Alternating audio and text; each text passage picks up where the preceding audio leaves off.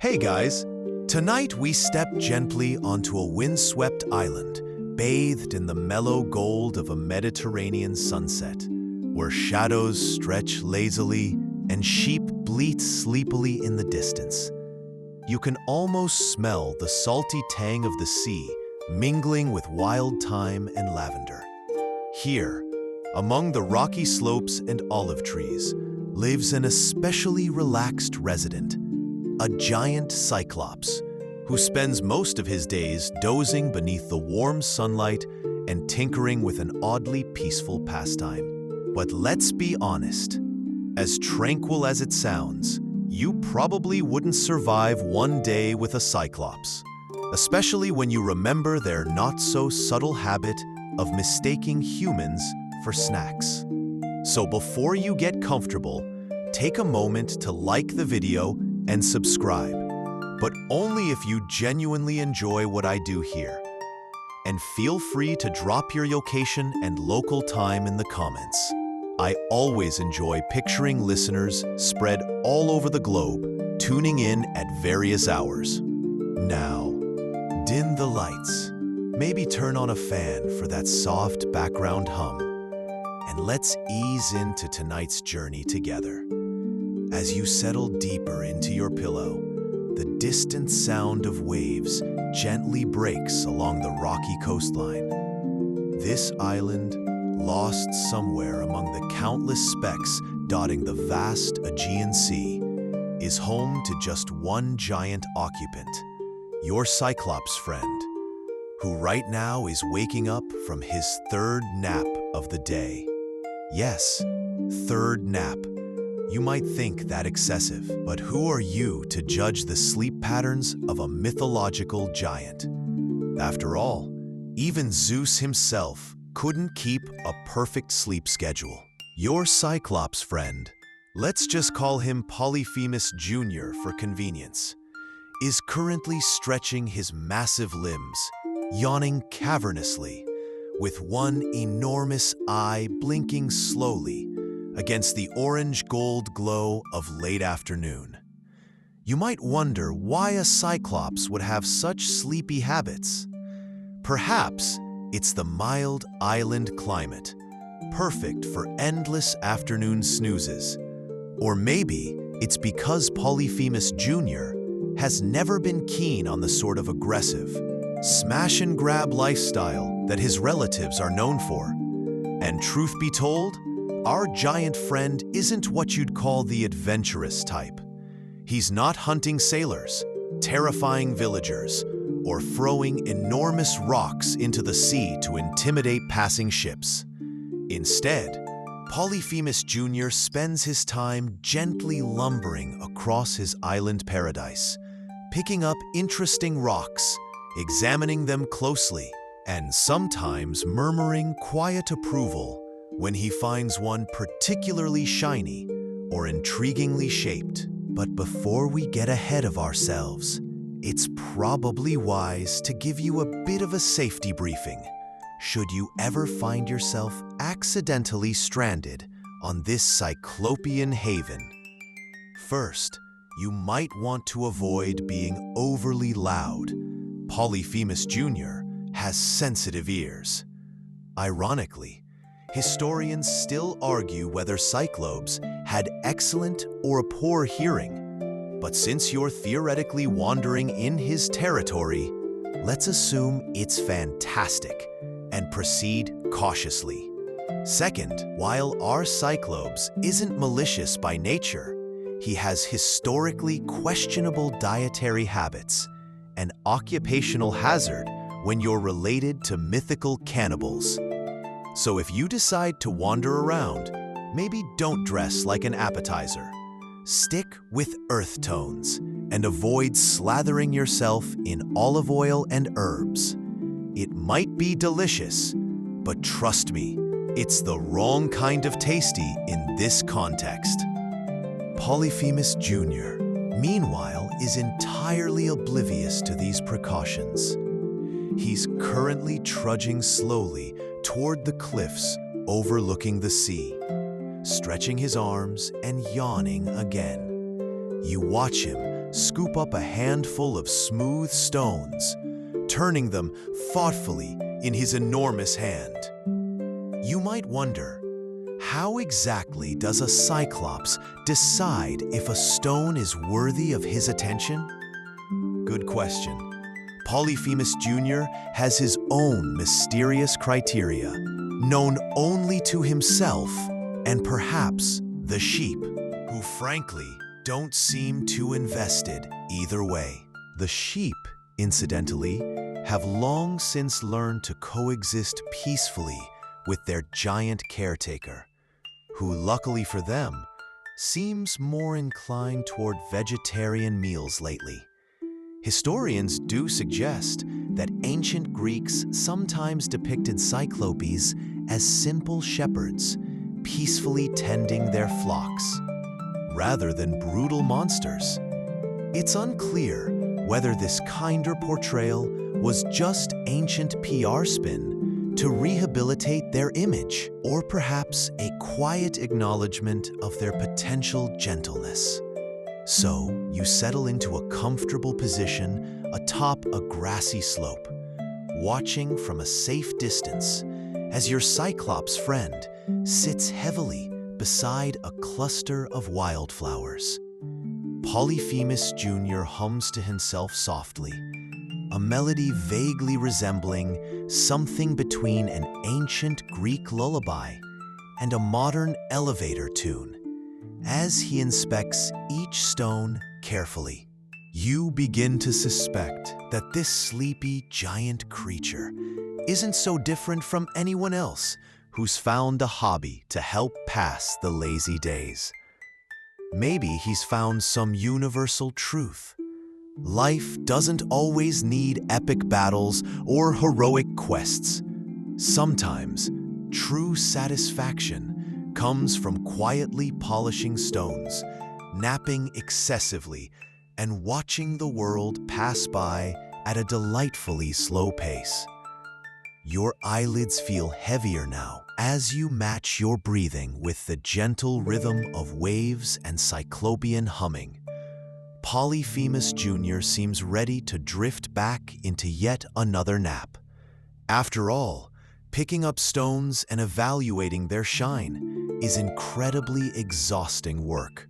Or at least, that's what he'd probably tell you if giants could speak your language. And as your sleepy companion's huge eye closes once more, you can't help but think this gentle, absurdly leisurely existence holds a peculiar kind of wisdom. Historians might still argue whether Cyclopes symbolize chaos or craftsmanship, but one thing is certain: this Cyclops, at least, is a professional at embracing boredom in the best possible way.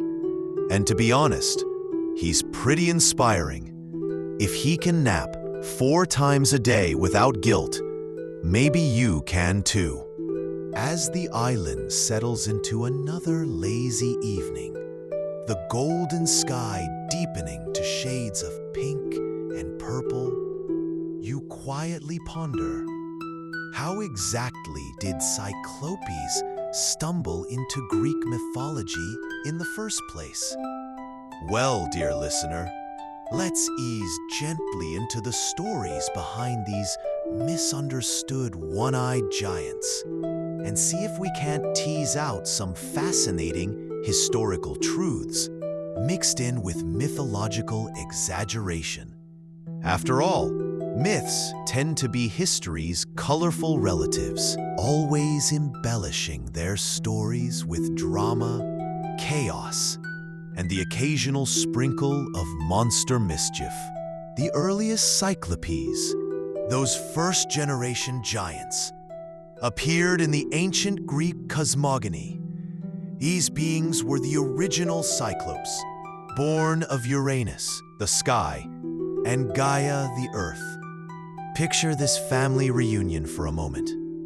Sky meets earth, chaos ensues, and suddenly, you're hosting Thanksgiving dinner for enormous children, each with just one eye right in the center of their foreheads.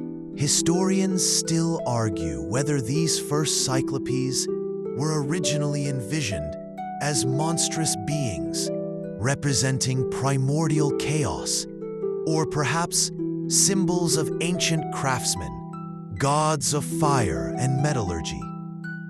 But whether they were misunderstood geniuses or oversized troublemakers, their stories endured.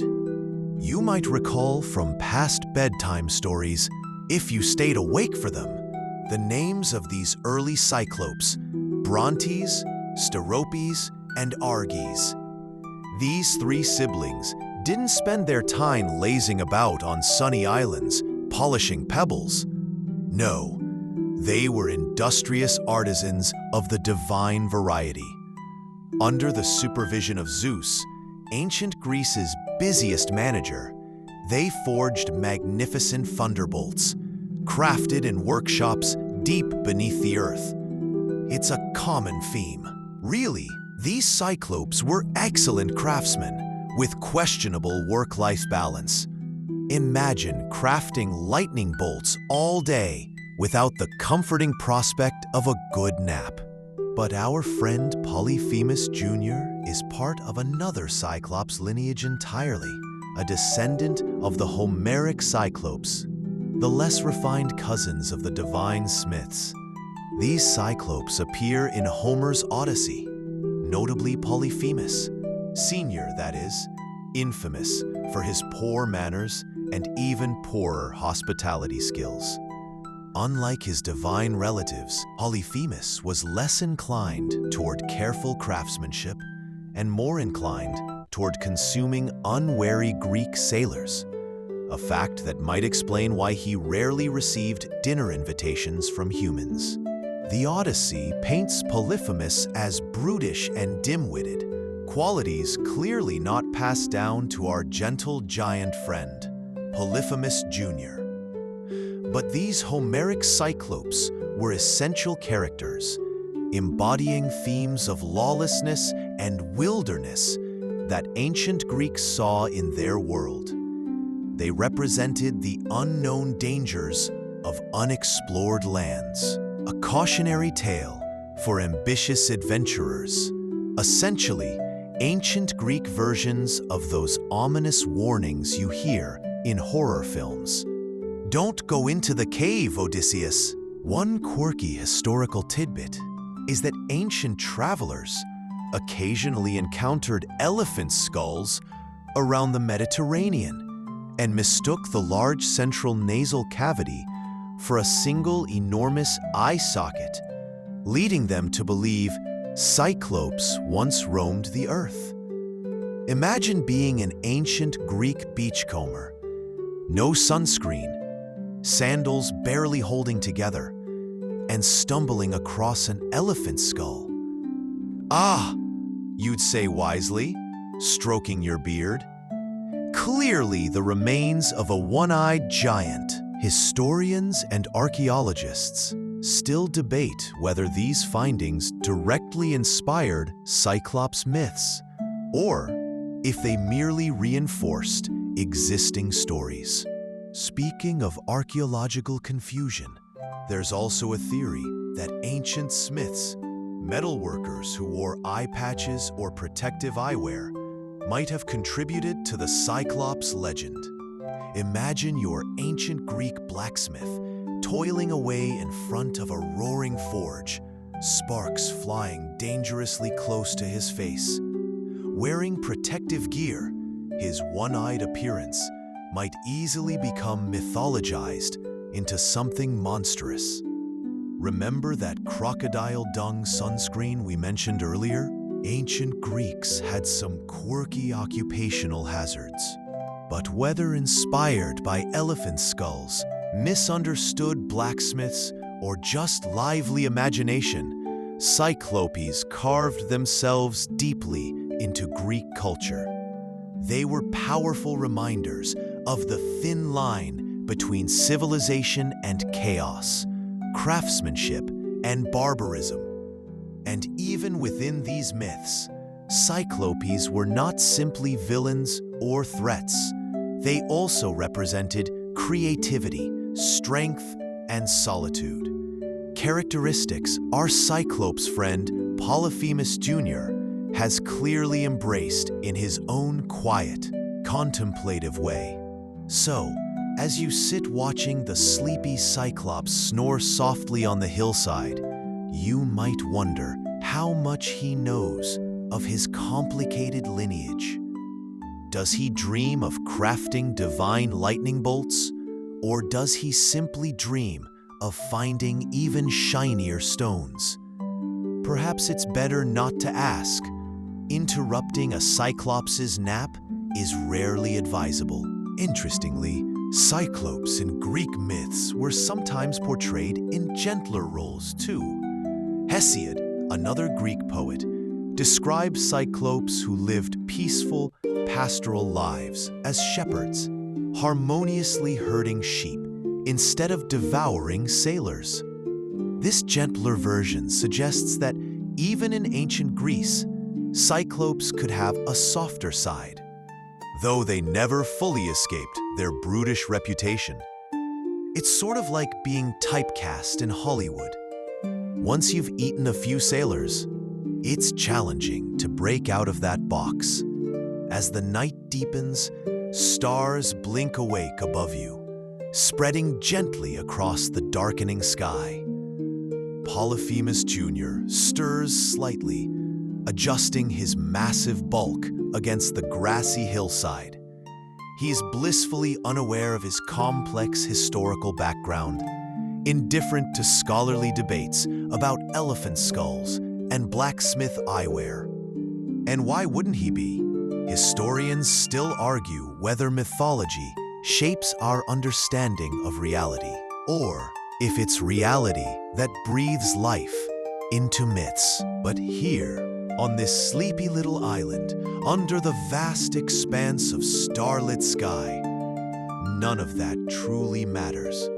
Your Cyclops friend simply snoozes on, his breaths deep and rhythmic, free from the complicated legacies of his ancestors. And perhaps there's wisdom in that too. Sometimes, ignoring history's weight can be profoundly relaxing. With that comforting thought, your own eyelids grow heavier. The cool night air whispers around you, scented faintly with wild herbs, as the rhythmic, gentle snoring of a giant Cyclops lulls you closer to sleep. The soft snores of your Cyclops friend drift peacefully on the island breeze, blending harmoniously with the distant murmur of waves brushing the rocky shore. You find yourself naturally sinking deeper into the tranquil rhythm of the island, feeling utterly unhurried and free from worry. After all, the island life, Cyclops style, is an exercise in absolute serenity, a place where even the simplest moments stretch lazily into eternity. The earliest Cyclopes, those first-generation giants, appeared in the ancient Greek cosmogony. These beings were the original Cyclopes, born of Uranus, the sky, and Gaia, the earth. Picture this family reunion for a moment.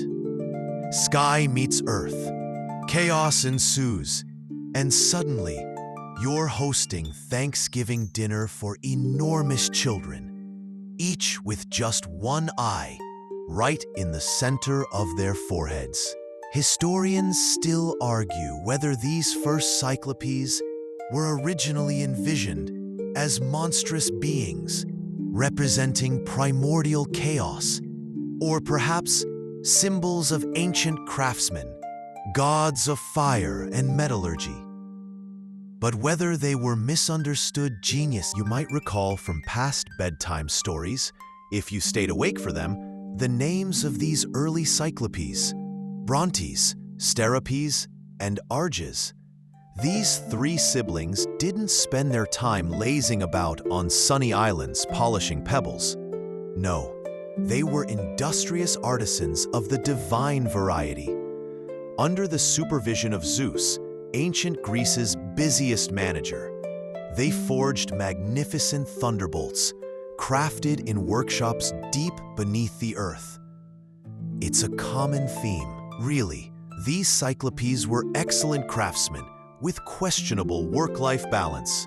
Imagine crafting lightning bolts all day without the comforting prospect of a good nap. But our friend Polyphemus Jr. is part of another Cyclops lineage entirely, a descendant of the Homeric Cyclopes, the less refined cousins of the divine Smiths. These Cyclopes appear in Homer's Odyssey, notably Polyphemus, Sr. that is, infamous for his poor manners and even poorer hospitality skills. Unlike his divine relatives, Polyphemus was less inclined toward careful craftsmanship and more inclined toward consuming unwary Greek sailors, a fact that might explain why he rarely received dinner invitations from humans. The Odyssey paints Polyphemus as brutish and dim-witted, qualities clearly not passed down to our gentle giant friend, Polyphemus Jr. But these Homeric Cyclopes were essential characters, embodying themes of lawlessness and wilderness that ancient Greeks saw in their world. They represented the unknown dangers of unexplored lands, a cautionary tale for ambitious adventurers, essentially ancient Greek versions of those ominous warnings you hear in horror films. Don't go into the cave, Odysseus. One quirky, historical tidbit is that ancient travelers occasionally encountered elephant skulls around the Mediterranean and mistook the large central nasal cavity for a single enormous eye socket, leading them to believe Cyclopes once roamed the earth. Imagine being an ancient Greek beachcomber, no sunscreen, sandals barely holding together, and stumbling across an elephant skull. "Ah," you'd say, wisely, stroking your beard. Clearly the remains of a one-eyed giant. Historians and archaeologists still debate whether these findings directly inspired Cyclops myths or if they merely reinforced existing stories. Speaking of archaeological confusion, there's also a theory that ancient smiths, metalworkers who wore eye patches or protective eyewear, might have contributed to the Cyclops legend.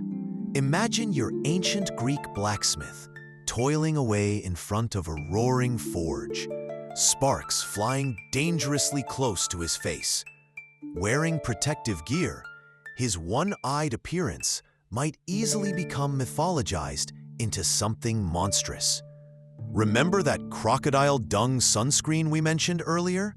Ancient Greeks had some quirky occupational hazards, but whether inspired by elephant skulls, misunderstood blacksmiths, or just lively imagination, Cyclopes carved themselves deeply into Greek culture. They were powerful reminders of the thin line between civilization and chaos, craftsmanship and barbarism. And even within these myths, Cyclopes were not simply villains or threats. They also represented creativity, strength, and solitude. Characteristics our Cyclops friend Polyphemus Jr. has clearly embraced in his own quiet, contemplative way. So, as you sit watching the sleepy Cyclops snore softly on the hillside, you might wonder how much he knows of his complicated lineage. Does he dream of crafting divine lightning bolts? Or does he simply dream of finding even shinier stones? Perhaps it's better not to ask. Interrupting a Cyclops nap is rarely advisable. Interestingly, Cyclopes in Greek myths were sometimes portrayed in gentler roles too. Hesiod, another Greek poet, described Cyclopes who lived peaceful, pastoral lives as shepherds, harmoniously herding sheep instead of devouring sailors. This gentler version suggests that even in ancient Greece, Cyclopes could have a softer side, though they never fully escaped their brutish reputation. It's sort of like being typecast in Hollywood. Once you've eaten a few sailors, it's challenging to break out of that box. As the night deepens, stars blink awake above you, spreading gently across the darkening sky. Polyphemus Jr. stirs slightly, adjusting his massive bulk against the grassy hillside. He's blissfully unaware of his complex historical background, indifferent to scholarly debates about elephant skulls and blacksmith eyewear. And why wouldn't he be? Historians still argue whether mythology shapes our understanding of reality, or if it's reality that breathes life into myths. But here, on this sleepy little island, under the vast expanse of starlit sky, none of that truly matters. Your Cyclops friend simply snoozes on, his breaths deep and rhythmic, free from the complicated legacies of his ancestors. And perhaps there's wisdom in that too. Sometimes ignoring history's weight can be profoundly relaxing. With that comforting thought, your own eyelids grow heavier. The cool night air whispers around you, scented faintly with wild herbs, as the rhythmic, gentle snoring of a giant Cyclops lulls you closer to sleep. You blink slowly as your Cyclops friend dozes off once again, his chest rising and falling like a small hill breathing. It's only now, sitting beside him with nothing but waves and sheep for company, that you begin to fully grasp the strangeness and charm of his peculiar obsession. Among all the things a mythological creature could do with immortality and absurd strength, Polyphemus Jr. has chosen to collect and polish rocks. And not just any rocks. Oh no, they must be smooth, curved just so, preferably with flecks of mica or streaks of quartz. Bonus points for symmetry. Maximum bonus points for rocks that resemble sleeping cats. Don't ask, he has a system. You watch him in action the next morning. The sun creeps lazily over the eastern ridge, and the air still carries a soft nighttime coolness.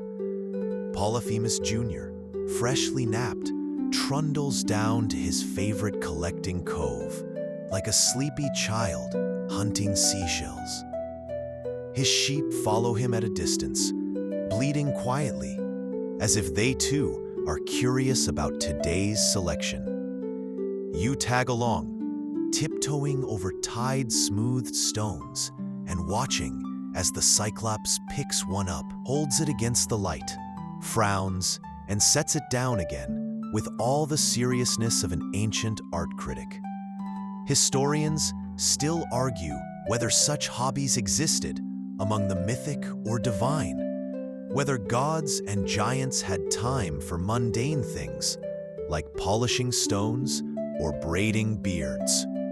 But you can't help imagining Zeus, king of the gods, trying his hand at pottery, or Poseidon gently crocheting seaweed scarves in the off-season. After all, even immortals must get bored eventually. The act itself, stone polishing, is older than history. Early humans, long before they built cities or wrote poems, picked up rocks and ground them into tools or ornaments. There's something primal and satisfying about taking a rough, dull object and coaxing out its hidden shine. Archaeological sites across the globe show evidence of this. Stone beads from ancient Mesopotamia, obsidian knives from Mesoamerica, jade figurines from China, all shaped and smoothed by hands that likely found the process strangely calming. So maybe your Cyclops friend is tapping into something timeless. Maybe his giant thumb is simply continuing the tradition of countless quiet hands, all seeking the same subtle joy, transforming the ordinary into something quietly beautiful. He even hums while doing it, a deep, tuneless sound that resonates like distant thunder, though somehow still oddly soothing. Think Tibetan singing bowls, but made of 800 pounds of Cyclops and sea pebbles. Polyphemus Jr. has a sort of toolkit, too. Nothing fancy, just a few ancient bone tools, some slabs of harder stone for grinding, and a hollowed-out tortoise shell filled with fine sand. He dips his chosen rock in seawater, rolls it gently in the sand, then rubs it against his polishing stone with the careful precision of a jeweler. You never thought you'd be hypnotized by a giant massaging a pebble, but here we are. He finishes a piece, holds it up to admire in the light, and then, with great ceremony, adds it to one of his many small piles scattered around the cove. These little altars of shininess serve no obvious purpose, unless perhaps he considers them his gallery, or trophies, or friends. Let's not pry.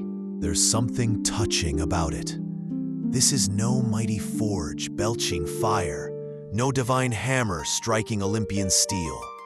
Just one enormous being and a rock. And yet this quiet ritual seems to bring him genuine happiness. Maybe joy really is just finding a pebble you like and making it shinier. A sheep approaches, slowly, cautiously. She noses one of the polished stones, then backs away as if unimpressed. The Cyclops shrugs. Art, after all, is subjective. Later that afternoon, he gestures for you to come closer. Yes, you. Carefully, you step over sun-warmed boulders and perch on a flat rock beside him. He opens his massive palm and offers you a small, almond-shaped stone, glowing softly with flecks of gold. It's smooth and cool in your hand, impossibly symmetrical. He grins. You grin back. No words are exchanged, because again, language barriers. But the message is clear. Here, in the realm of boring but beautiful, you've just been accepted as an honorary Cyclops, and wouldn't you know it, polishing a stone is kind of fun. You try one, clumsily mimicking his movements, and he watches with the bemused patience of someone teaching a toddler to hold a spoon. The rhythm of it, the swirl of sand, the scratchy scrape of stone on stone, becomes meditative. The breeze hums, the waves sigh, and the two of you sit there, side by side, polishing silence. This peaceful scene might confuse ancient poets who loved their Cyclopes savage and roaring, but maybe Homer just caught Polyphemus Sr. on a bad day. Who knows? Historians still argue whether the Cyclops myth was meant to warn against chaos or simply entertain weary sailors. Either way, the version you're living now is much gentler, less smashing, more sanding. Evening comes again, soft and golden. Your rock is nearly finished. You hold it up beside your Cyclops friend's polished masterpiece. His is better. Of course it is. He's been doing this for centuries. But yours has character. Some chips, sure, and an uneven shine, but it's your first, and you're oddly proud. He nods in approval and places it next to his pile, anointing it with the same respect he gives his own. The two of you lean back against the rocks. He yawns. You yawn. It's contagious. The sheep lie down. The sea keeps whispering. The stars blink back on. And somewhere between polishing stones and watching stars, you realize you haven't checked the time or thought about anything important in who knows how long. On this island, with its sleepy Cyclops and shiny stones, time moves differently, measured not in hours, but in naps taken and rocks made smooth. You wake to the soft bleating of sheep and the scrape, scrape, scrape of stone against stone. Yes, he's already at it again. Polyphemus Jr. doesn't exactly rush things, but when it comes to his favorite hobby, he's surprisingly disciplined. While you were curled up under a bush, dreaming of oversized hammocks and grapes the size of your head, the Cyclops was polishing a particularly stubborn piece of volcanic glass. The thing gleams now like obsidian honey, if that's even a real color. There's something mesmerizing about the scene. This enormous figure, hunched with monk-like focus, turning a lump of dull rock into a mirror. It gets you wondering, how much of this lines up with real history? How much of your sleepy friend's routine mirrors the lives of ancient humans who weren't giants, but were every bit as obsessed with stones? As it turns out, quite a lot. Ancient societies across the globe shared one thing in common: an uncanny dedication to turning rocks into useful and beautiful things. Long before smartphones or spreadsheets, people spent hours, days, even weeks grinding, chipping, and smoothing tools from stone. Flint axes in Neolithic Europe, jade pendants in Mesoamerica, polished agate beads in ancient India. It's as if humanity collectively agreed that rocks were worth obsessing over. One particularly quirky tidbit comes from prehistoric Japan, where the Jomon people created clay figurines with curious almond-shaped eyes and intricate carvings, often interpreted as spiritual talismans. Some researchers believe these were polished and handled in ways similar to what your Cyclops is doing now. The main difference being, of course, the Jomon artists weren't 12 feet tall or taking breaks to nap with sheep. Historians still argue whether the obsession with polishing stones was purely aesthetic or had spiritual significance. Was it about beauty? Or did these ancient people believe they were smoothing away something more intangible? Bad luck? Chaos? Maybe even unwanted spirits? On this island, though, there's no debate. For Polyphemus Jr., it's clearly about peace. Or maybe habit. Or both. You watch as he works a groove into a sandstone slab, humming deeply.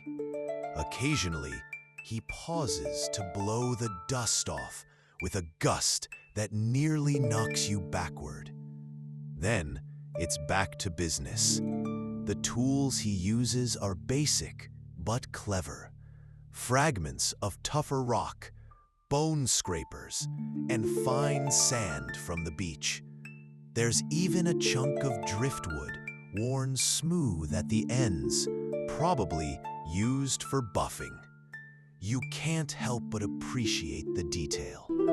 It's not crude, it's thoughtful, almost meditative, not unlike ancient lapidaries who shaped gems without modern machines, relying on patience, muscle memory, and probably a lot of squinting. Later in the day, Polyphemus Jr. gives you a kind of tour, not the kind with maps and overpriced audio guides, but a slow, meandering walk past what he considers his collections. You pass a cluster of stones shaped like animals. There's one that definitely resembles a turtle, and another that looks like a snail doing yoga. Then there's the abstract section. Jagged rocks balanced precariously in ways that make you question both physics and taste. He pauses at one tower in particular, lifts a hand, and gives it a solemn nod. You follow suit. Apparently, this pile is special. Maybe it marks an important nap he once had. Maybe it's just the right shade of beige. We may never know. In a shallow cave nearby, you spot what might be his workshop/studio. It's surprisingly well organized for someone who doesn't wear pants. Smooth stones are sorted by shape and luster in large woven baskets. There's even a small trickle of fresh water running through the space, possibly for rinsing stones, or maybe just for ambiance. If Cyclopes had spas, this would be the deluxe suite. You imagine him here during stormy afternoons, working by torchlight, rain drumming on the rocks outside. There's something about it that feels ancient and futuristic all at once. A mythological creature practicing something that connects him not only to his fellow giants, but to humanity itself, through the universal, oddly therapeutic act of making something rough just a little more perfect. As the sun begins to dip again, casting golden light into the cave, your Cyclops friend holds up one of his finest creations. It's nearly translucent in parts, catching the sunset like a drop of honey suspended in amber. He smiles, showing a few very large, very uneven teeth, and hands it to you without ceremony. You hold it. It's cool, surprisingly heavy, and absurdly smooth. You can see your own sleepy reflection in its curved surface, distorted like a dream. In this quiet moment, the gesture feels mythic, not dramatic, not grand, but deeply personal. The kind of moment legends forget to mention, preferring battles and betrayals to shared hobbies and homemade art. It makes you wonder what else myths got wrong, or at least skipped over. Did Medusa have a favorite soup? Did minotaurs collect butterflies? Historians may never find the answers in temples or tombs. But on this island, you're starting to understand that even legends need quiet spaces, soft rituals, and maybe just one perfectly polished pebble. The wind picks up slightly, rustling the leaves of a nearby fig tree. The sheep are napping again. Your Cyclops friend stretches, sets aside his tools, and wanders toward his usual nap spot, an enormous flat rock that still bears the vague imprint of his last several dozes. He settles in with a grunt, one eye half open, as if to make sure you're still there. You are, and as he drifts off once more, his fingers still dusty with sand, you sit beside him, rock in hand, and think if this is boredom, it might be the most beautiful boredom you've ever known. The morning sun filters through a fine haze of mist, casting a gentle glow over the island. The air smells like salt, thyme, and last night's campfire, which has long since burned down to a cluster of warm embers. Somewhere nearby, a sheep lets out a dramatic sigh, either from indigestion or existential boredom. You're not sure which. Either way, it's a mood. Polyphemus Jr.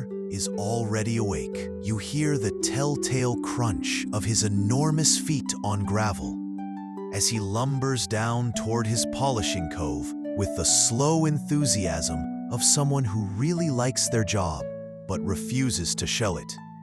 His back is slightly hunched, one shoulder higher than the other. There's no urgency in his stride, no looming storm to prepare for, no divine task to fulfill. Just another day in the carefully orchestrated laziness of island life. Today you decide to follow him more closely, not just to watch him work, but to understand his full routine. After all, by now you've earned semi-apprentice status. If there were a Cyclopean scout badge for quiet companion, it would be stitched firmly on your tunic. The day begins, naturally, with a nap. Yes, he walks down to the cove, selects his polishing spot, arranges his tools just so, and then curls up against a particularly comfortable boulder and snoozes for 20 minutes. You respect the hustle. Once the nap concludes, he wakes with a little snort and a stretch that resembles a windmill made of meat. He selects a stone. Not just any stone, mind you. This one is a little larger than usual, shaped like a heart with a chip out of it. He holds it in both hands, squints at it with his one enormous eye, then sits cross-legged. Well, almost. His knees don't quite cooperate, and gets to work. You settle in nearby. The routine begins again. Water, sand, slow circular grinding. Occasionally, he dips the rock in the sea to rinse it and inspect the shine. His breathing syncs with the motion. Inhale, polish, exhale, inspect. It's like watching someone perform Tai Chi with gravel. And so the hours pass in a kind of dreamy, dust-speckled trance. You try your hand at a few stones too, and while you still haven't matched his perfection, you're getting better. Your latest creation is only moderately lopsided, and your Cyclops companion offers a grunt of approval that could mean anything from "not bad" to "please stop handing me rocks." Around midday, it's snack time. You watch him open a pouch made from woven reeds and pull out a bundle of figs and wild herbs. He offers you a share, then gestures toward a goat who seems offended at not being invited to the meal. You politely decline, chewing on raw thistle. But the figs are sweet and sun-warmed, tasting faintly of honey and soil. This part of the routine is especially soothing, eating in silence, with only the sea as conversation. Ancient Greeks revered fig trees, by the way, believing them to be sacred gifts from Demeter herself. Historians still argue whether figs were first cultivated by accident or deliberate divine inspiration. But either way, it's nice to imagine Polyphemus Jr. unknowingly participating in sacred culinary tradition while licking fig juice off his fingers. Host snack is, you guessed it, another nap. But not just any nap. This is the big one, the centerpiece of his daily rhythm. He waddles up the hillside to a flat, sun-soaked slab of stone, worn smooth by years of use. You trail behind him, and he gestures generously for you to take a seat at the edge. Then, he collapses into the rock with a satisfied thump that rattles pebbles nearby. From your perch, you can see almost the entire island. Rocky shores, tufts of trees, wandering sheep that occasionally fall over and look surprised. It's a quiet kingdom for a quiet king. And as Polyphemus Jr.'s snores return in full force, you begin to notice other details. The way some rocks seem carefully placed. The faint outline of a spiral etched into the ground near the cave. A pattern in the way his polished stones are arranged, like constellations on the earth. Could it be? Is there a deeper meaning here? Historians still argue whether ancient art always had purpose, or if sometimes it was just a doodle gone very right. And maybe your Cyclops friend is doodling in stone, creating his own mythology, unbothered by interpretation. His quiet routine, polish, nap, eat, nap again, might be a kind of prayer, or maybe just the world's slowest hobby project. Eventually he stirs. It's late afternoon now. The sun dips lower, brushing everything with amber. He rises, dusts himself off, and gives you a look that says, back to work. And so you go, down the hill, back to the cove, select another rock, start again.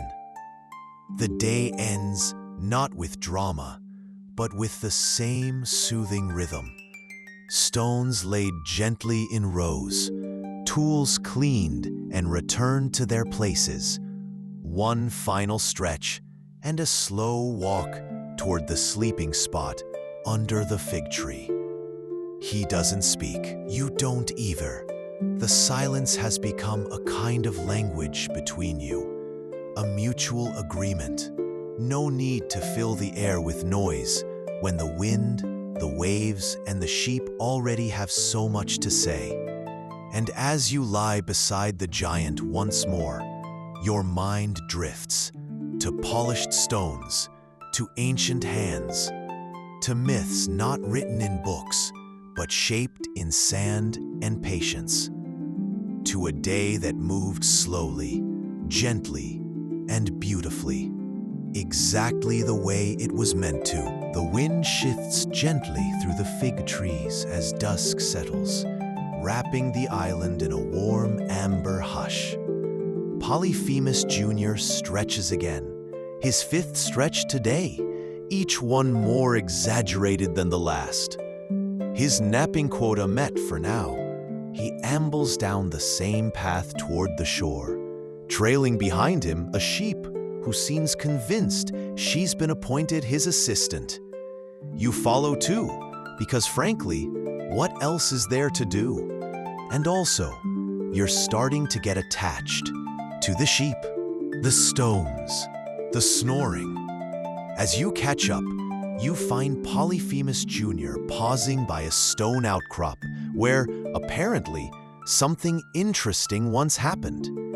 He squints at the faded markings on the rock, scratches that seem accidental but might, in the right light, resemble a stick figure holding what looks like a fish or a club. It's hard to tell. He gives a low grunt that sounds like he's remembering something. Something about visitors. Not often, but every so often, someone else stumbles upon the island. And when they do, well, things get complicated. Today he seems contemplative, motioning for you to sit. And so you do, as Polyphemus Jr. begins to draw shapes in the sand. Bigfoot, Tinyfoot, Bigfoot again. You're not sure if it's storytelling or just art therapy, but you're intrigued either way. It turns out, through a combination of gestures, rock puppets, and interpretive grunting, that our sleepy Cyclops has met humans before. Travelers, lost sailors, wandering merchants with poor navigation skills. Most were terrified, understandably. Some ran away screaming before introductions could even happen. One guy apparently tried to sell him a goat. The stories are surprisingly tame, though. No gruesome endings, no bones stacked ominously by the fire pit. Just a few startled yells, some misplaced bread, and in one case, a man named Ekatos who stayed for 2 whole days, polishing rocks alongside Polyphemus Jr., and then leaving him a gift, a tiny carved statue of a fish. The Cyclops keeps it in a niche in the cave, placed delicately beside his most symmetrical stones. Historians still argue whether myths like these were meant to inspire awe or simply caution against the unfamiliar. But you get the sense that most real encounters, if they ever happened, were likely more awkward than apocalyptic. Imagine being a lost sailor, exhausted, parched, stumbling onto a beach, only to find a one-eyed giant calmly dusting his rock collection with a goat-tail brush. And to be fair, you're starting to think Polyphemus Jr. is an excellent host if you don't count the lack of seating, refrigeration, or conversation. He shares food without hesitation, offers you the best nap spots, and even lets you use his polishing tools once you pass the not trying to stab me test. That's hospitality, Island Edition. Tonight, something different happens. As the stars emerge in patches above, flickering like fireflies caught in the net of the night sky, you both spot a flicker of torchlight far off on the northern cliffs. A visitor. Polyphemus Jr. freezes, holding one of his favorite rocks close, like a teddy bear. The sheep bleats once and hides behind him, unhelpful but loyal. You squint, and yes, it's definitely someone. The Cyclops doesn't panic. He watches, calm but cautious. He's been through this before.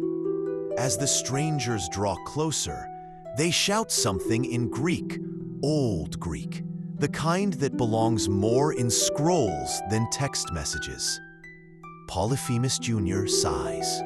You can almost hear the ancient equivalent of, "Not this again." He stands, waves one massive hand, and then, this part surprises you. He places his rock gently down and steps behind a large boulder, hiding himself, or trying to. You glance up at him. He points to the rock, then to you, then makes a gentle shooing motion. You're the ambassador now, apparently. The travelers arrive, winded, confused, very sweaty. They ask if this is the island of the fire god. You say no. They ask if the Cyclops is real. You say maybe. They ask if you've seen anything terrifying. You say only if you're afraid of very shiny pebbles. They don't quite know what to do with that. After offering them some water and motioning vaguely toward the southern path where the boats dock, you watch them disappear into the dark, muttering about cursed maps and poor directions. You glance back at the boulder. Polyphemus Jr. peeks out, then emerges slowly, gives a soft grunt of relief, and pats you on the head with surprising gentleness. You handled it well, diplomatic, polished even. He retrieves his rock, inspects it for damage, and returns it to its proper place in the gallery. Then, with a deep sigh, he picks a new one. Apparently, the interruption has reminded him how much he enjoys the silence. Later that night, you ask yourself something you hadn't before. Why does he stay here? Surely a creature his size and strength could travel anywhere. Scare off locals, claim a new cave, start a boutique stone polishing empire. But maybe that's the point. He doesn't want to go anywhere. This island isn't just a home. It's a sanctuary, a space without judgment, without the noise of heroes and epics, a place where visitors come and go, but naps remain eternal. And you, a once curious passerby, now feel more like a guardian of this quiet place, a witness to its rhythms, a student of its most patient inhabitant. As Polyphemus Jr. settles down once more, the sheep curled by his feet, the stars shining peacefully above, you curl up beside him. Visitors come, visitors go, but polished stones, sheepish companions, and long quiet evenings, they stay. And so do you. The next morning greets you with the faint sound of waves tapping rhythmically on the shore, like nature itself is whispering. No rush, no schedule, just be. You open your eyes to find Polyphemus Jr. still asleep, sprawled flat on his back, one arm cradling a half-polished stone like it's a plush toy, his massive foot twitching every so often, probably dreaming about moss-covered boulders or award-winning rock symmetry. And now you wonder, what does a Cyclops dream about? It's an oddly intimate thought. You've spent days walking beside him, watching his quiet rituals and his slowly shifting moods. You've seen him nap more times than you can count, often mid-task, sometimes mid-chew. But what happens when that one enormous eye closes? What stories unfold in the silent cinema of a Cyclops' mind? You sit nearby, not quite ready to disturb the peace, and let yourself drift into imagining. In his dreams, perhaps the island is even more perfect than in waking life. The sheep speak in rhymes, the stones polish themselves, the ocean hums lullabies, and visitors arrive bearing figs and compliments, never spears or riddles. He probably dreams of endless naps that loop into each other like soft, cloudy spirals, where time stretches out like dough, and no one ever asks questions about ancestry or Odysseus incidents. Or maybe, and this feels more likely, his dreams are just simple vignettes. Walking the island with a bigger basket for stone collecting, finding the legendary perfectly oval pebble. Maybe a goat that finally learns how to stack rocks. Maybe you're in there too now, your clumsy polishing hands and awkward sandals, part of his cast of dream characters. Ancient Greeks believed that dreams were messages from the gods, or at least that's what they told each other when dreams got too weird to ignore. Historians still argue whether these beliefs were rooted in spiritual traditions or early psychology, but dreams certainly mattered. Even Aristotle wrote about them, attempting to analyze them as reflections of waking thoughts, digestion, or presumably too much fermented honey. Your Cyclops, though, doesn't seem too concerned with divine messages or philosophical ponderings. When he wakes, it's slow and gentle, with a yawn so massive it echoes off the rocks and startles a seagull mid-flight. He stretches, blinks sleepily, looks at his half-finished stone, and grins. That kind of satisfaction only comes from a good dream, and perhaps a good nap. Maybe in his mind, he was already halfway through polishing that rock.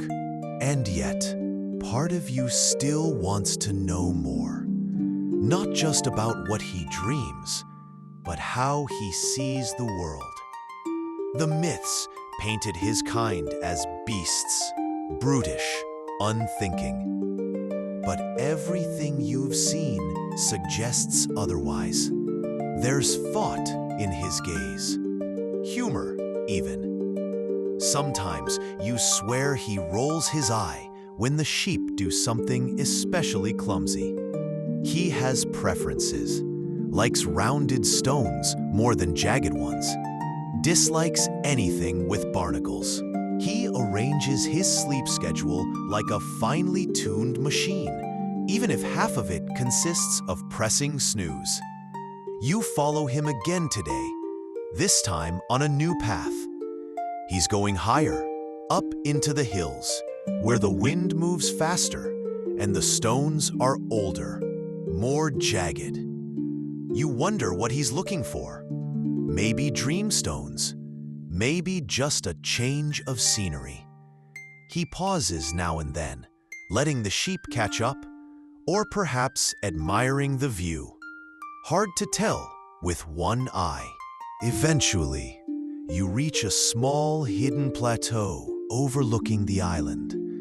The sea stretches endlessly beyond, sunlight glittering across its surface like scattered coins. Below, the rest of the island looks miniature. Tiny trees, speck-sized sheep. Even the cave seems like a dollhouse now. Polyphemus Jr. sits at the edge, legs dangling over the side, arms resting on his knees. You sit beside him. A moment passes, then another. Neither of you says anything. You never do. And then, without warning, he pulls a small object from the satchel strapped across his side. It's a stone, of course, but not one you've seen before. It's perfectly round, polished to a mirror shine, and etched lightly with what looks like swirling lines, cloud patterns, fingerprints, a map. He hands it to you and waits. It's warm, not from the sun, but from being carried close. You turn it slowly in your hands. It's familiar, as if you've seen it before, but only in dreams. He closes his eyes slowly and leans back, letting the wind ruffle his hair and tunic.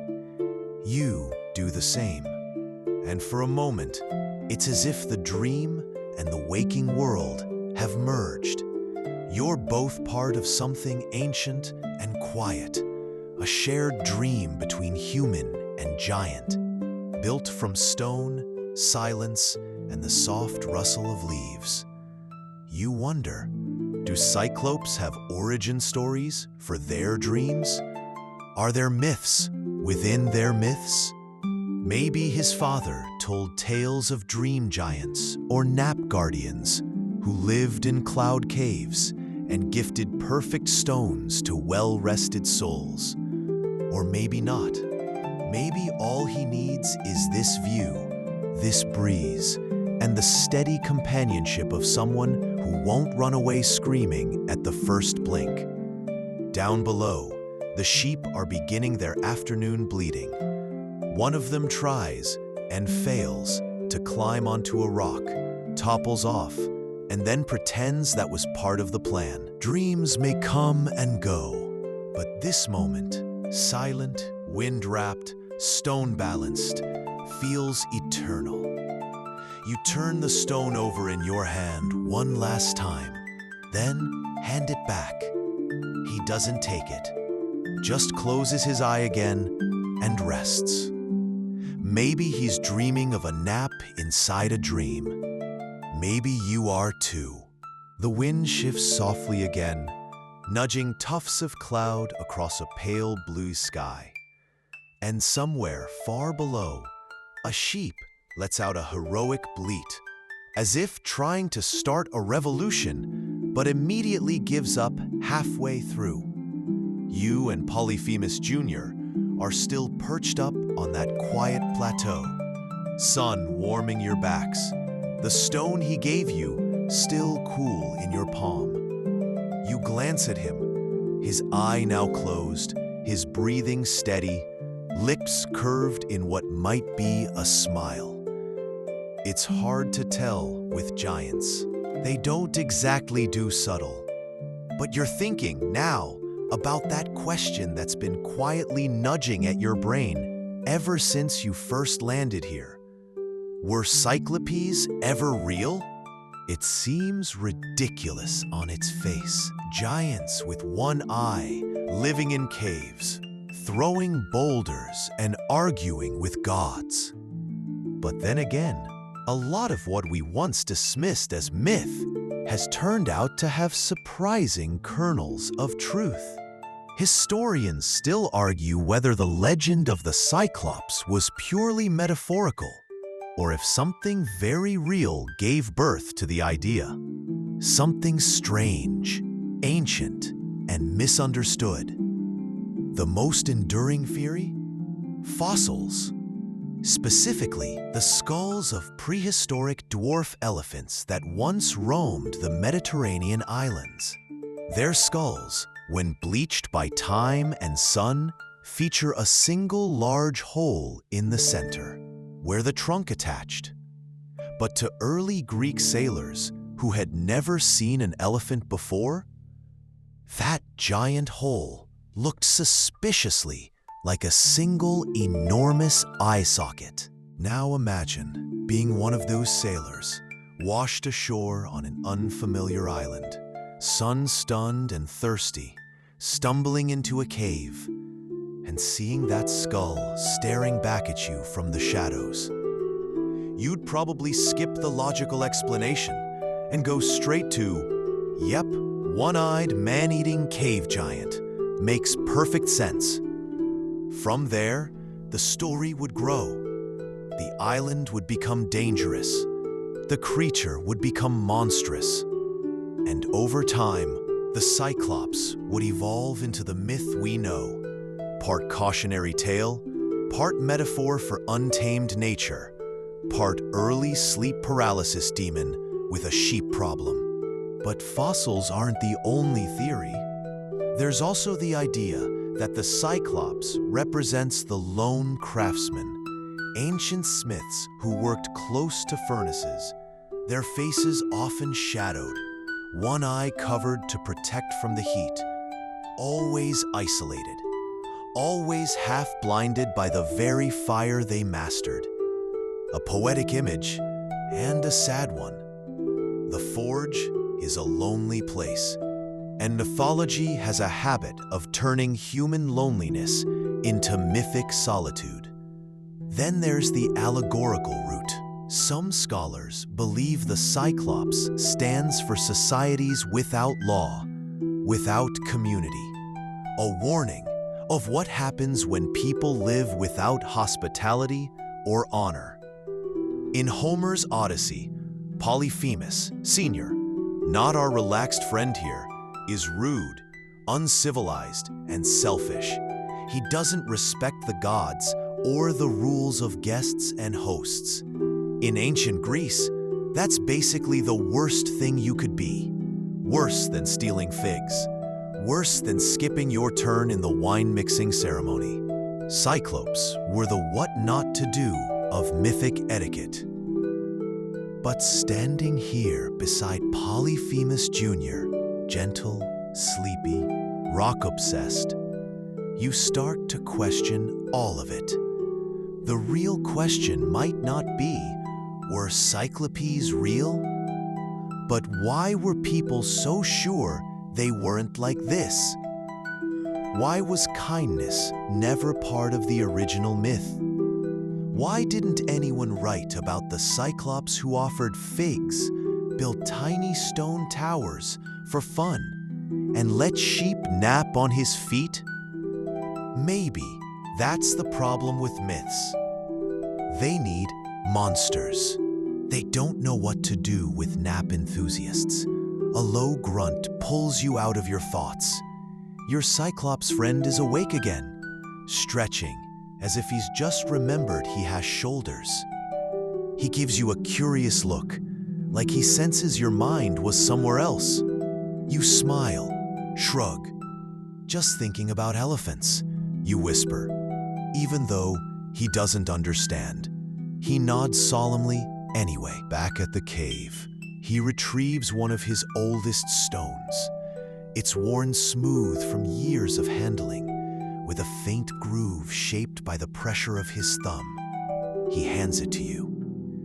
Maybe he knows you've started thinking about legacy, the stories we leave behind. Maybe this is his way of saying, take this memory with you. When you go, don't just talk about the eye. Talk about the hands, the quiet, the naps. You tuck the stone into your bag. Later, as twilight creeps across the island and stars begin their slow, sleepy wink above, you think again about those ancient sailors, about bones mistaken for monsters, and about how even misunderstandings can leave behind beautiful stories. You glance over at the Cyclops, now lying beside his rock pile, one foot twitching in a dream, his face calm. You wonder if anyone ever gave him the benefit of the doubt before. Not every legend needs to be loud. Some just need to be true in their own quiet way. The wind is cooler tonight, brushing against your cheeks with the gentlest sighs of the sea. You and Polyphemus Jr. are walking a familiar path now, the one that loops gently from the rocky beach to the fig tree grove, and then up toward the shallow cave he calls home. The stars are out in full force, scattered like polished stones across the black velvet sky. The sheep follow behind, half asleep, half lost, but entirely committed to the journey. As you walk, your thoughts drift, not into dreams this time, but into curiosities. If Cyclopes are so famous, why do we know so little about them beyond the big eye and the bad temper? Surely there's more to them than what made it into a few verses of the Odyssey. What about the quirks, the forgotten features, the little details that got edited out in favor of drama? Polyphemus Jr., as if reading your mind, pauses near a tall standing stone and scratches his back on it like a bear. It's not elegant, but it's effective. You laugh softly, he grunts with pleasure, and suddenly you're reminded this is a creature with real routines, real preferences, real personality. Let's start with that famous eye. Most retellings treat it like a curse or a defining weakness. But ancient vase paintings, yes, those delightful clay masterpieces with the weirdly flexible figures, sometimes depict Cyclopes with 2 eyes, or 3, or none that you can see, hidden under shaggy brows and artistic ambiguity. Historians still argue whether the one eye was always literal or sometimes symbolic, a representation of narrowed vision, or maybe divine focus. You suspect, in Polyphemus Jr.'s case, it's just part of the look. He rocks it. Beyond the eye, there are other features rarely discussed. For one, Cyclopes are often portrayed with large, square teeth, not fangs, not tusks, just big, flat molars, designed more for grinding roots and chewing leaves than for chomping on sailors. Maybe the man-eating stuff was exaggerated, like medieval dragons that supposedly raided bakeries. Your Cyclope friend, as you've witnessed, seems perfectly content with figs, wild greens, and the occasional stolen goat cheese. Another forgotten trait? Their hair. Oh yes, Polyphemus Jr. has a mane worthy of a shampoo commercial. Thick, tangled, flecked with bits of moss and the occasional pebble that he hasn't noticed stuck in there yet. You once tried to offer him a comb. He sniffed it, shrugged, and used it as a toothpick. Fair enough. Then there's his skin. Weathered like driftwood, sun-warmed and speckled with freckles, and the kind of scrapes you only get from squeezing through very enthusiastic rock formations. Not monstrous at all, just very large, like if a hiking trail took human form and decided to nap professionally. One lesser-known fact you've come to appreciate: Cyclopes, or at least this one, have a remarkable sense of balance. How else do you explain the perfectly arranged stacks of stones, sometimes 6 or 7 high, placed in windy clearings without toppling? Watching him build one is like watching a ballet dancer on a tightrope. A very large, barefoot ballet dancer who yawns a lot and occasionally scratches himself mid-performance. There are also rituals. Every evening, without fail, Polyphemus Jr. circles his cave 3 times before lying down to sleep. Is it superstition? Habit? A clever way to make sure no snakes have moved in during the day. Who knows? But it's consistent. He does it with the solemnity of a monk performing a sacred rite. You started doing it too, just in case. It feels right.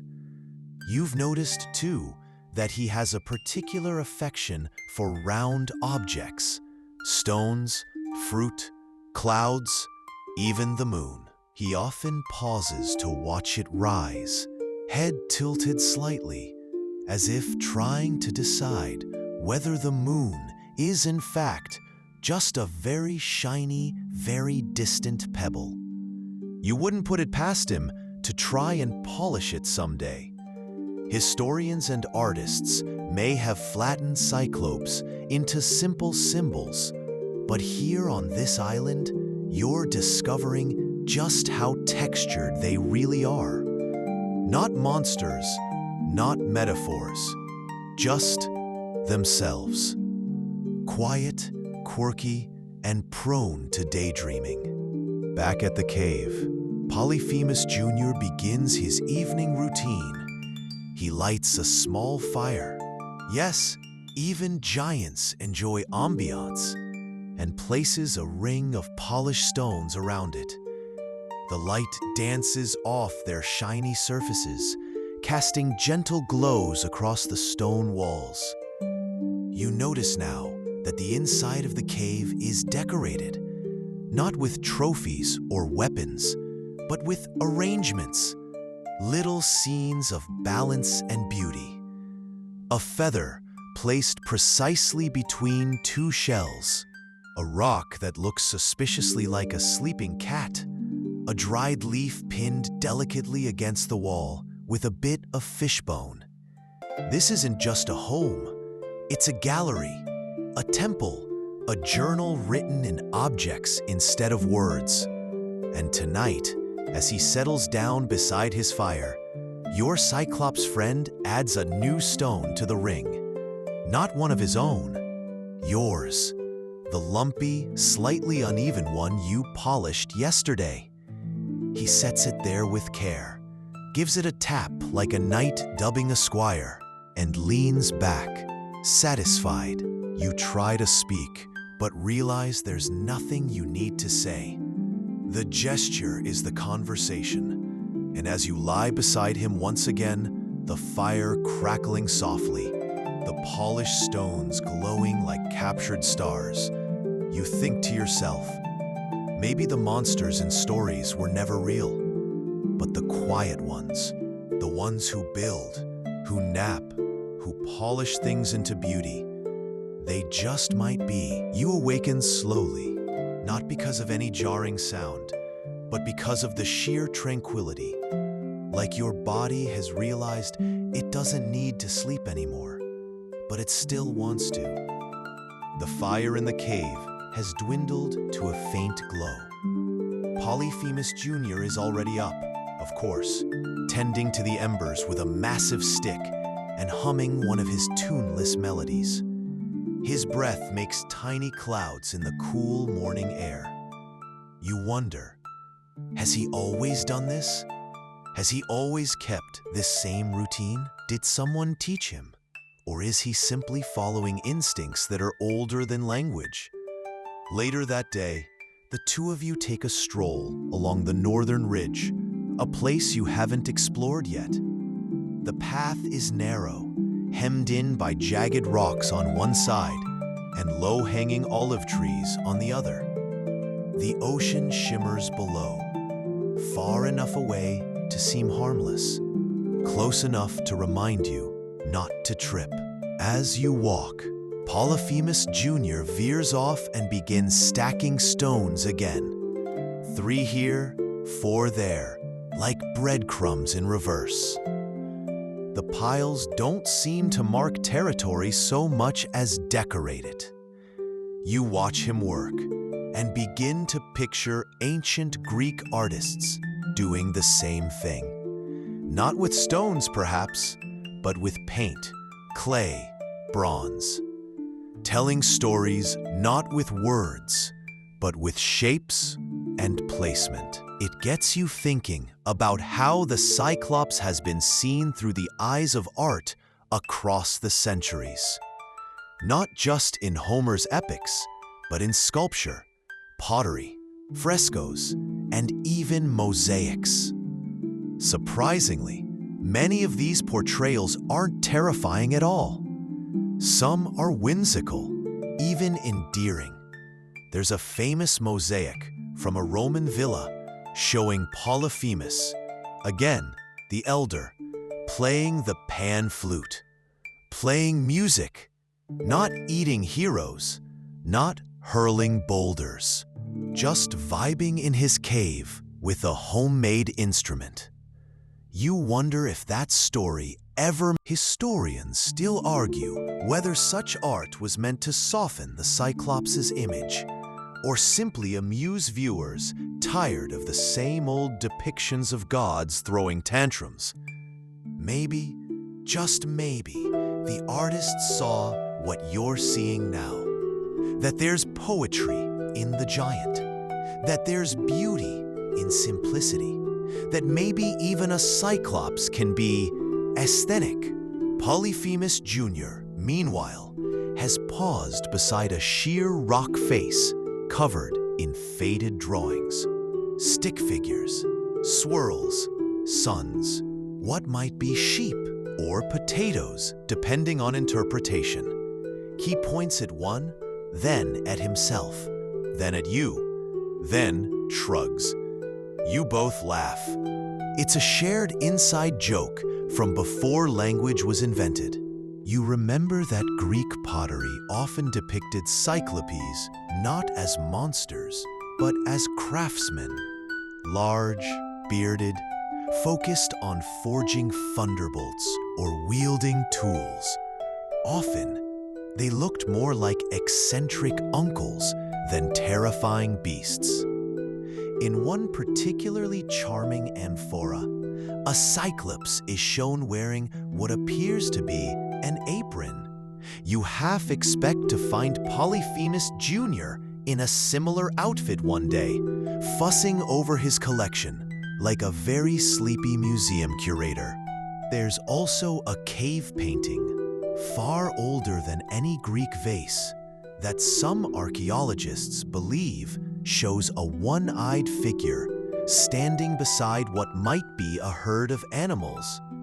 Others argue it's just a distorted human or a symbol for the sun. But you're beginning to suspect that the line between history and mythology is much blurrier than textbooks would have you believe. You ask yourself, if someone painted Polyphemus Jr. now as he is, sleepy, kind, polishing stones and feeding goats, what would that say to the future? What would they assume about him and about you? You glance over and see him stacking 3 unusually round stones, creating something that looks suspiciously like a snowman, without snow. He steps back, gives it a proud nod, and adds a flower on top. You want to applaud. You settle for a thumbs up. There's a rhythm to the island now that you recognize in yourself. You walk slower. You notice more. The texture of tree bark, the sparkle of mica dust in the soil, the way the sun creeps across the horizon like it too is reluctant to do anything quickly. Art on this island isn't hung in galleries or carved in marble. It's momentary, movable, like the trails of stone towers Polyphemus Jr. leaves behind.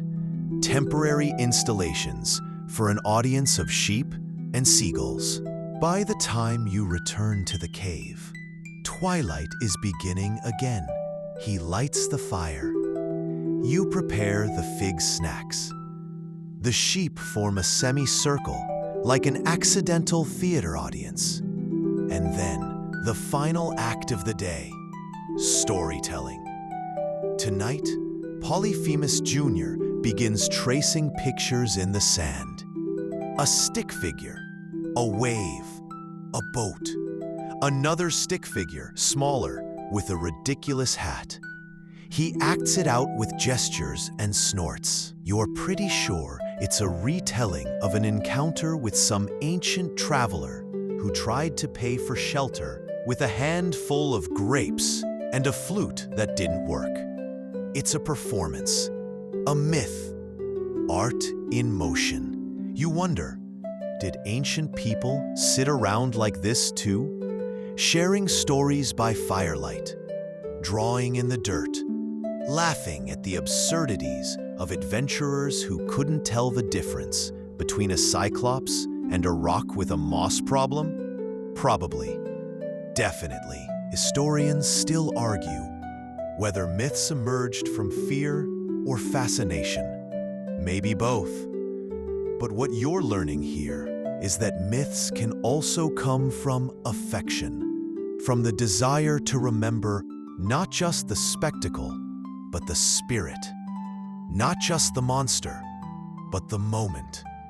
And as the fire flickers, casting shadows that dance like ancient paintings across the cave walls, you realize this island, this Cyclops, this sleepy sanctuary, it's not just a retreat from history, it's becoming a part of it.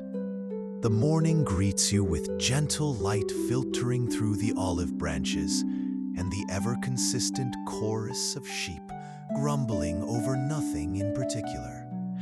Polyphemus Jr. is already awake again. Somehow he always is. This time, you find him crouched near the water's edge, carefully skipping a perfectly flat stone across the surface. It makes 4 skips, then plunks quietly. He watches it sink and nods, satisfied. You suspect this is less about competition and more about meditation. Then he picks up a rounder one, tries again. 5 skips. Progress. As you join him, sitting cross-legged on a warm rock, your mind turns to stories. Not just his, but the ones he's part of. After all, despite how gentle this particular Cyclops is, his kind holds a curious role in the great Greek myths. Not central, not forgotten, just always hovering around the edges. Like mythological supporting actors with very big shoulders and very small speaking parts. You begin to recall how, in Hesiod's Theogony, the original Cyclopes, Brontes, Steropes, and Arges, were born of Gaia and Uranus, then imprisoned by their father. That's right, a full divine family drama. When Zeus finally took over and kicked Cronus to the curb, he freed the Cyclopes, who, in return, forged thunderbolts for him. Not a bad trade, really. Historians still argue whether this forging element was inspired by real-life blacksmiths and volcanic activity. Since the Cyclopes were said to work under Mount Etna, ancient mythology loves lava, but it's the Odyssey that truly immortalized the Homeric Cyclops, Polyphemus Sr., of course. A story of cave imprisonment, sneaky heroes, and very poor guest etiquette. You remember how Odysseus and his men were trapped, how they escaped by clinging to the bellies of sheep, and how Odysseus, because he just couldn't help himself, shouted his real name on the way out. Classic Odysseus. I'm sorry, I can't assist with that request. The tale cemented the Cyclops as something dangerous, uncivilized, almost childlike in mind. But now that you've spent time with Polyphemus Jr., you start to see another possibility. What if that story wasn't the whole truth? What if the elder Polyphemus was simply startled by a bunch of strangers eating his food? Wouldn't you react badly if a dozen noisy Greeks barged into your house uninvited and started grilling your cheese? Your companion now plunks down beside you, handing you a smooth stone, as if to say, "Here, let's rewrite the story." You imagine a different version of the Odyssey, one where Odysseus respectfully knocks first, where Polyphemus offers snacks and a tour of his stone collection, and they part as cautious acquaintances. But drama sells, doesn't it? And a friendly Cyclops doesn't make headlines. Still, the role of the Cyclopes goes beyond cave drama and lightning smithing. They show up all over mythology's backstage. In Euripides' satyr play Cyclops, for instance, Polyphemus is portrayed as not just monstrous, but comically rude, a wine-loving, burping braggart who still manages to get tricked by a pun. It's ridiculous and entertaining, and surprisingly human. Even the gods, it seems, couldn't resist turning Cyclopes into the butt of a joke. Yet for all the mockery and menace, there's admiration too. Ancient stories often hint at the strength and resilience of Cyclopes. They survive on their own, away from gods. Polyphemus Jr., meanwhile, is rearranging his polished stones by the tide pools again. He picks them up, holds them against the sky, taps them together like tuning forks.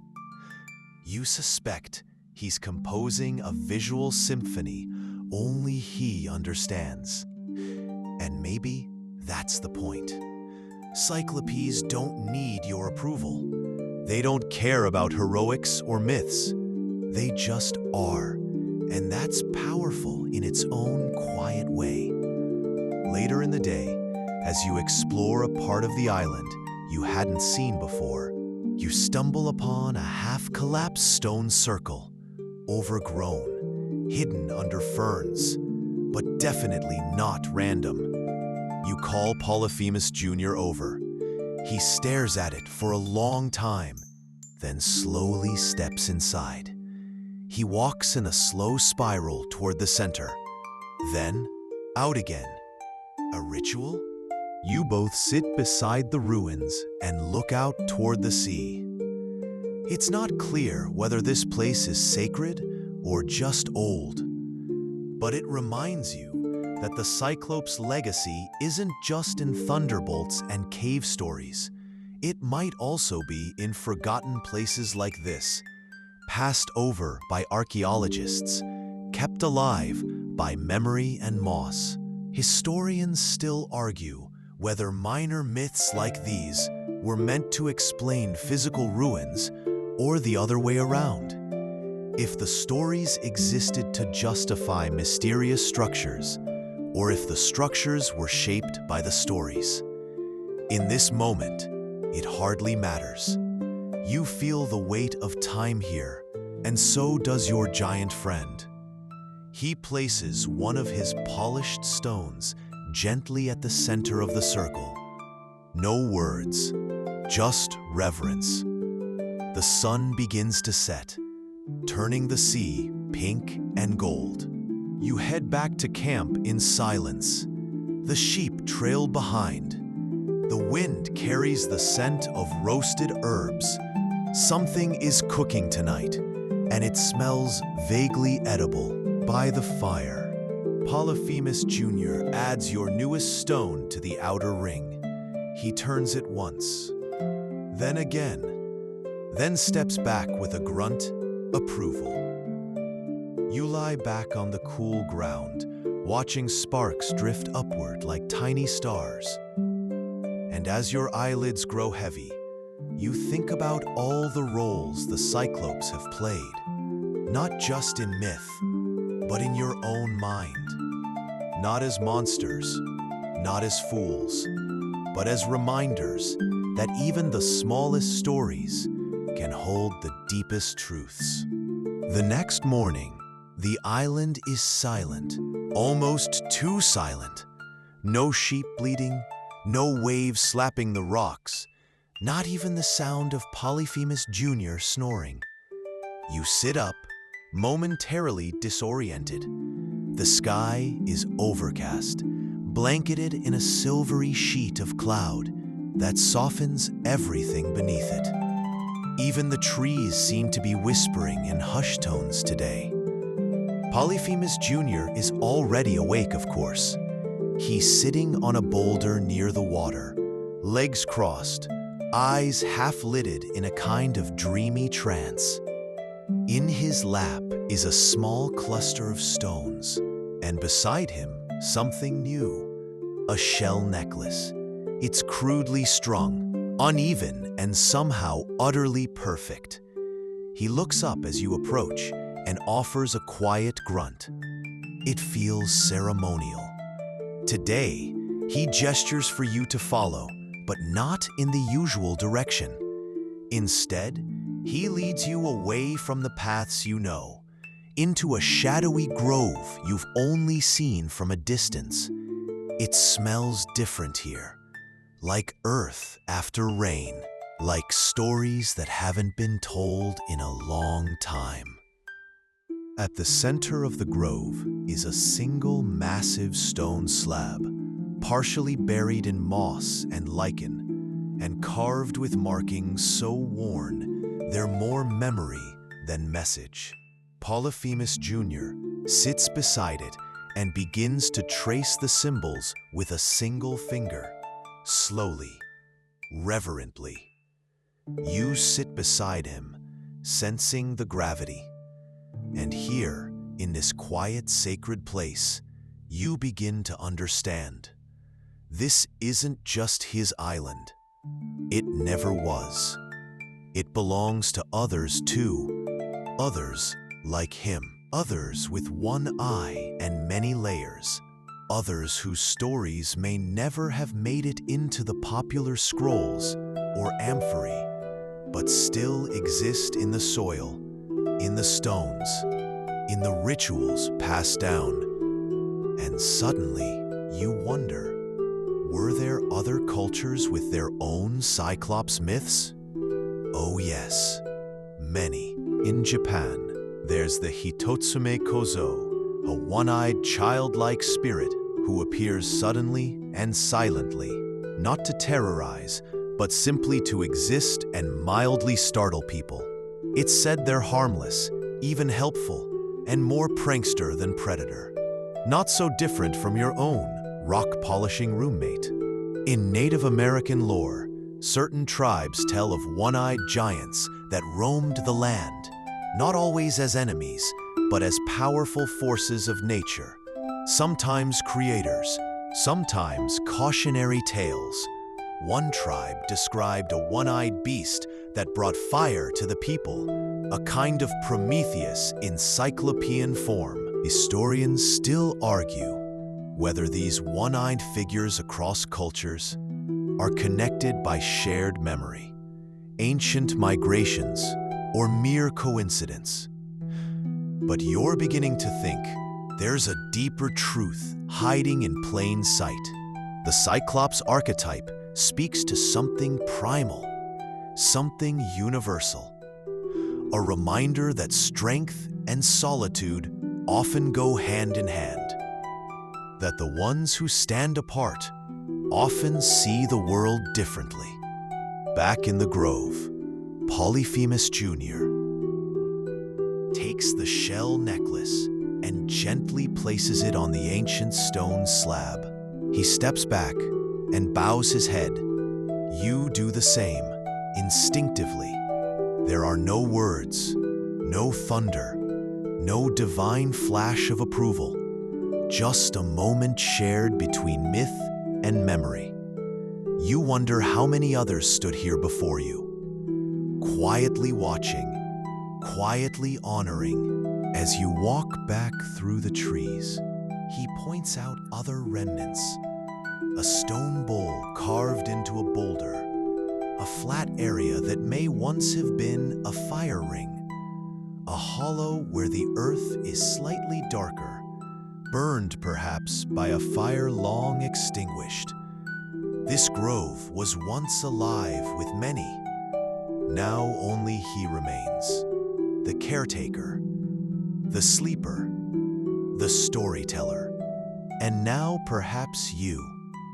That night, back at the fire, Polyphemus Jr. arranges the stones a little differently. You notice the new pattern immediately.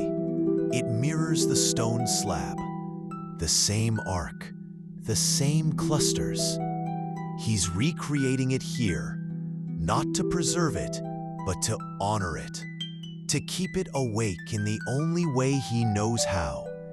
And you realize something important. Myths, maybe the world forgot about the Kinder Cyclopes, the dreamers, the caretakers. But on this island, under this star-soaked sky, their memory lives on in firelight and silence. You place a stone beside his in the new pattern. He doesn't react much, just a grunt, a tiny smile. But that's all the approval you need. The flames flicker, reflecting in his single eye.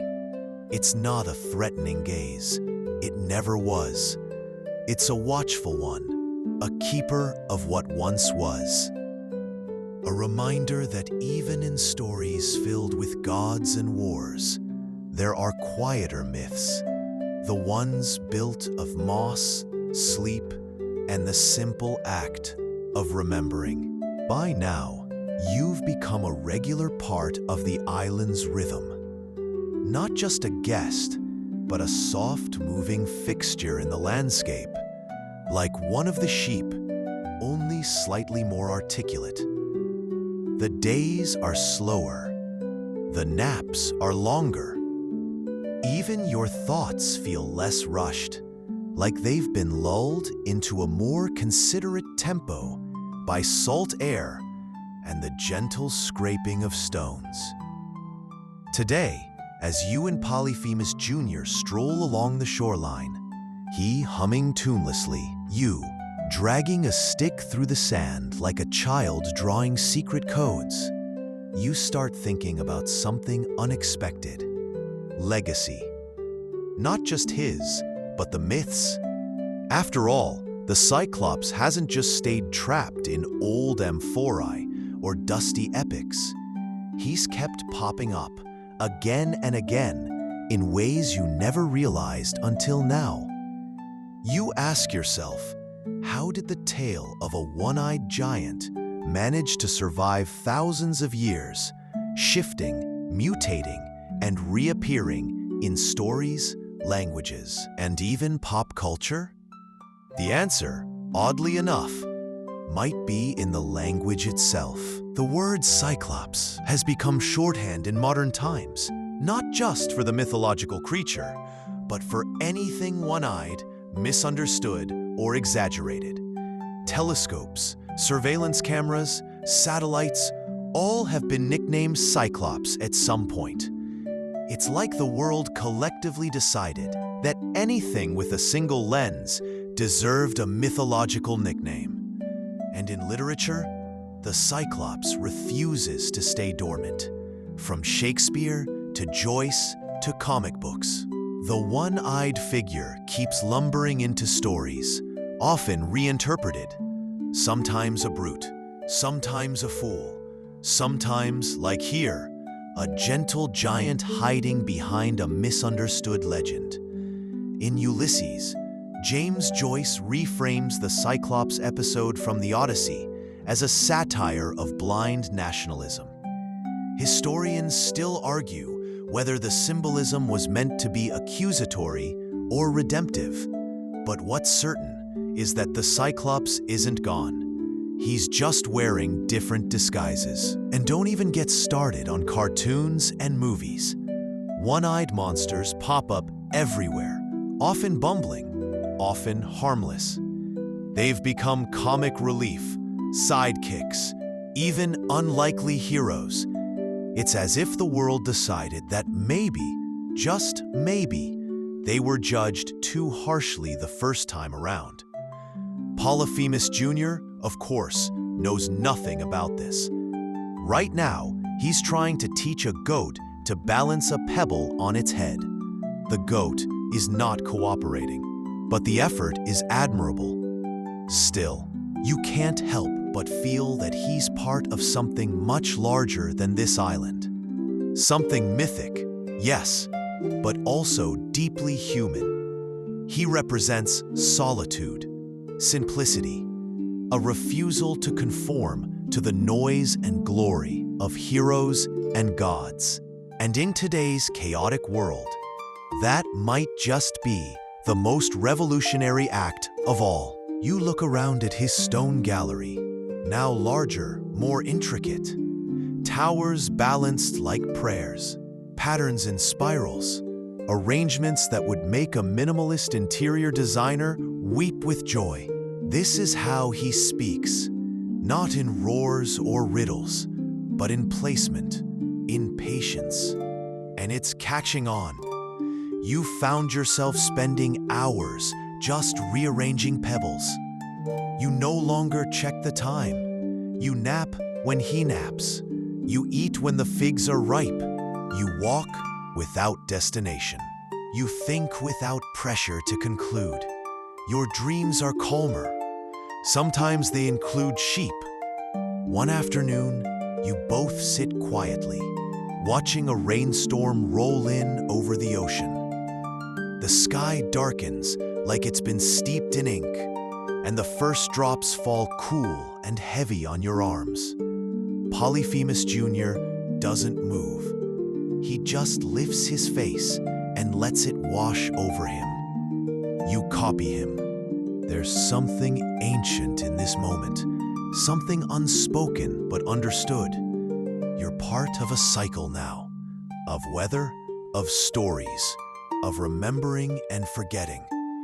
And though your time here won't last forever, something tells you that this experience, this myth, will. Because myths don't just survive because they're written down.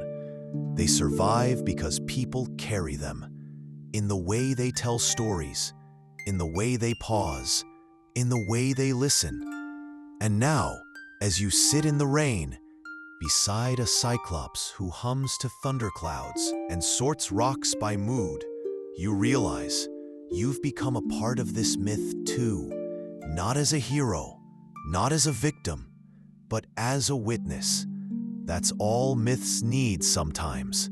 Someone to remember the quiet ones, someone to retell the softer version, someone to say, there was once a sleepy Cyclops who loved polished stones more than war, and I met him.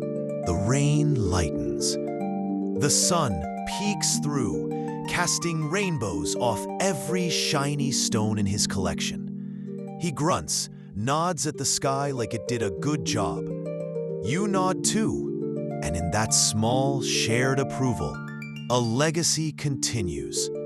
One nap, one stone, one sheep sneeze at a time. Night falls slowly this time, as if even the sky has grown fond of the pace of things here.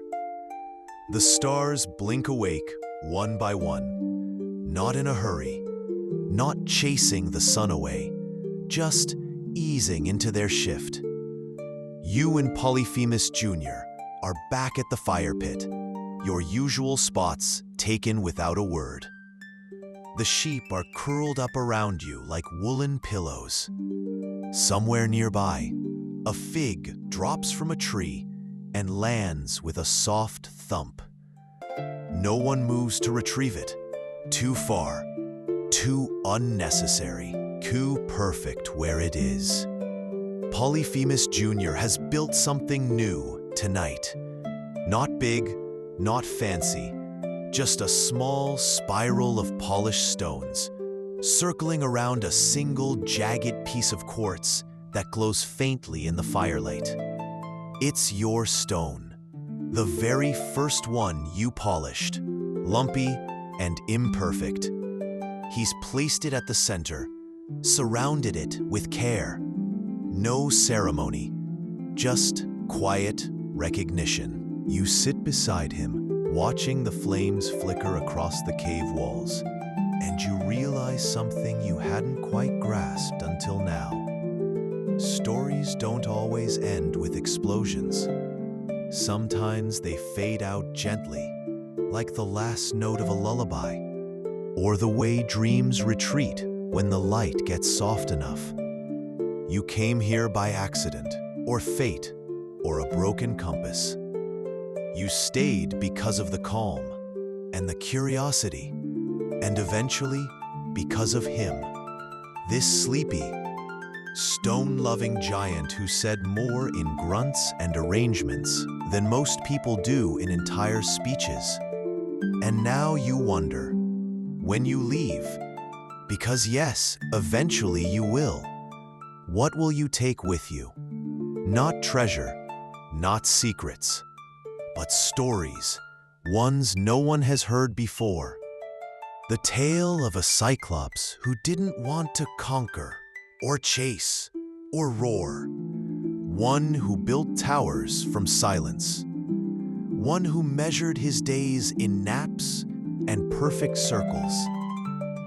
One who turned loneliness into a living gallery. Polyphemus Jr. shifts beside you, one enormous eye reflecting starlight. You look at him and say, "You know, I think I get it now." He doesn't reply. He just nods, slow and content. You think about how many myths you've heard in your life. How many were loud, violent, drenched in drama. This one was different.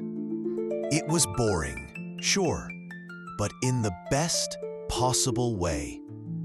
And then, slowly, as the fire turns to coals and the stars lean in closer, the wind brushes against your cheek like a whisper.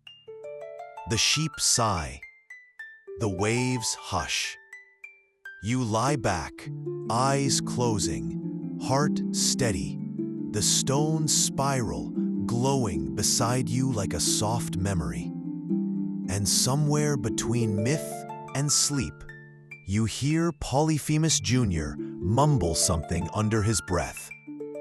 You don't understand it, but you feel it, and it's enough.